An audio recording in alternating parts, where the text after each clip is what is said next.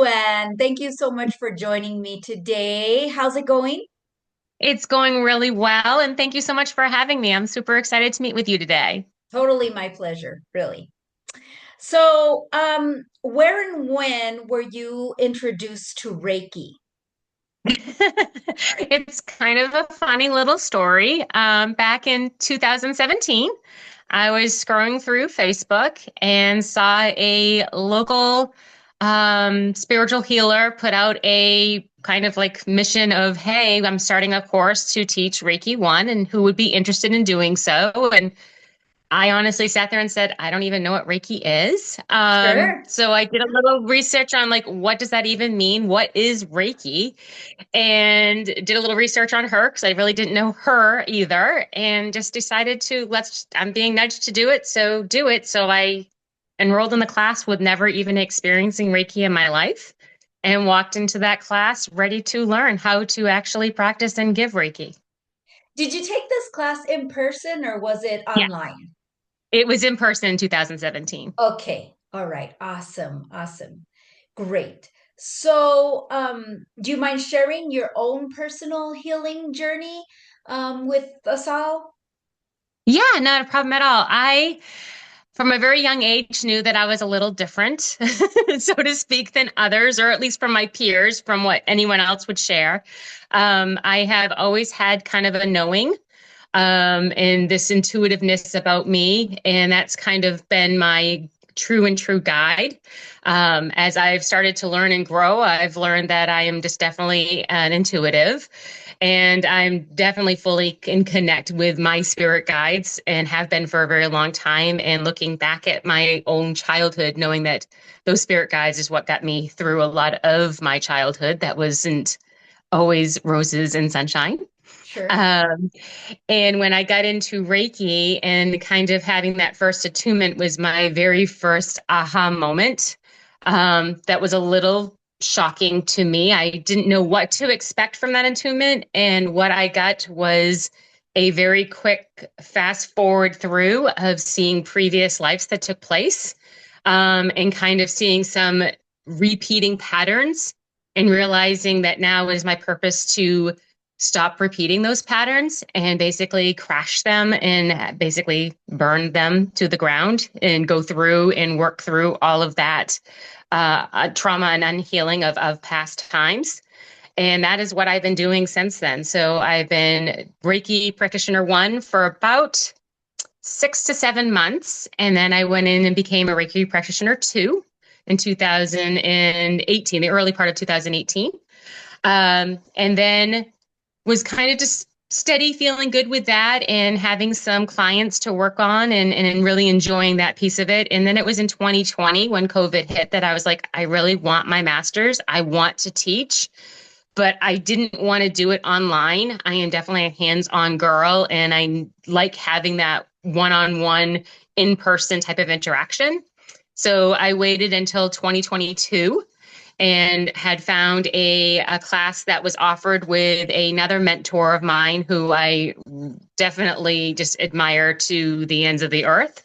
And that is where I got my Reiki Masters was in 2022 in June and had aha moments along the way and have been able to just reconcile my own healing, which has been amazing, and doing lots and lots of shadow work and really getting to heal some of those wounds of the inner child, so to speak. And now Yes. being able to share those gifts with others and the experiences I've had along the way to help others make it a little bit of a softer landing, a little bit more of a nest, so to speak, than the ripping off of the band-aid is kind of how I did it. So wouldn't recommend doing it that way. I think a softer landing is a better way of doing things, but I'm kind of that girl that is going to just kind of, all right, let's do it. And here we Yeah. go. Yeah. Yeah, I believe, everybody's on their own journey. They do things their own way and what best suits them. So, hey, that worked for 100%. you. What kind of transformations have you seen in people that you've worked with? I had worked with one woman that had a lot of tics that were involuntary. And the first time I worked on her, she would tick every 2 to 3 minutes. Thankfully, she warned me of those tics beforehand, and that's what she was hoping to work on. And I started seeing them slowly dissipate until the point that after probably I worked with her every week for a month. At the end of that month, those tics were completely gone and didn't start back up for 6 months without having any type of Reiki practice at all. That was probably one of my most transformational pieces where I could see physically what took Yeah. place, which I thought was super cool. And it was amazing. Like each time I'd work on her, and after we'd be in awe of, oh my gosh, you didn't tick like for a whole 10 minutes, you didn't tick for, it only took once during the session. And then it was, you didn't tick at all during the session. So that was super, super cool to watch that type of transformation. The other transformations that I've seen is people that literally have just honestly released emotion on the table, which has been, I think the first time it happened, I was a little jarring. I wasn't expecting that type of big emotion, but it was really, really beautiful and pure. And to see the release that they were able to have and experience it's a gift every time that I give. And Reiki, I really do believe it's a gift, and it fuels me in a way that I know I'm making a true impact for people. And that's what really truly matters for me, is that they're getting that impactful moment. On a side note, literally just this past Sunday, my stepmother did something to her pinky. And so I said, kind of see it for a second. And I didn't really tell her I was doing Reiki in that moment. I just said, let me just see if I can like feel anything in there. And I looked at her and said, does this hurt? Does this hurt? And she's like, no. She goes, are you healing me? And I said, well, I'd like to. She goes, yes, please. And so she texted me later that day. She goes, the pinky feels great. And then the next day I had called her because I needed to talk to her about something else. And I said, so how's that pinky? And she goes, whatever you did, it worked. She goes, I'm a believer. And I said, well, that's awesome. So It's, I've been practicing Reiki a year longer than you, and I still, to this day, get those aha moments and that wow, yeah, like it totally blows my mind still to this day how amazing Reiki really is. And maybe I'm going to be like that forever. I don't know, but it's so amazing. And I'm so thankful that there's others out there also that get to experience this and help others along their journey. So thank you. 100%. Thank you Yeah. for taking on this path, not only your own healing journey, but to help others. That's so amazing. Yes, that definitely has been what I've seen has come up, is that is my sole purpose, is to make true impacts for other people, hold space for those people, have them be seen, have them feel heard, and help them and hold them as they go through their healing transformation. And I'm here to help guide. Beautiful. Very beautiful. Who do you usually work with or feel most aligned helping? Typically, I find I do work a lot with women and a lot with teens, which is very interesting. The women doesn't surprise Oh, me at all. yeah. I do host Women's Circle. I'm a Women's Circle facilitator, so it makes sense for me that I work with a lot with women. But the teens is what really surprises me. Is I have a lot of teens and a lot of mothers saying, "Will you be willing to work on my teen?" I'm like, "Well, as long as you're giving me permission to, and they want it, then absolutely." And the teens have been really, really interesting to work with, and working through some of their own processes that they're going through in their life, and things that I've never had to experience in mine. Awesome. Beautiful. What would you say is your vision for how Reiki can support the collective healing of the world?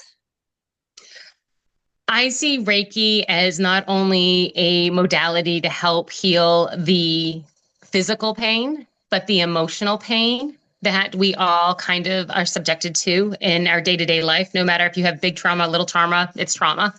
And I really foresee that if more and more would be more aligned, they might be able to see they could get off a lot of the Western medicine type of medications and whatnot, and utilizing this as more of a natural homeopathic way, which I think would help align in a lot of other ways with their own health and medical facilitating.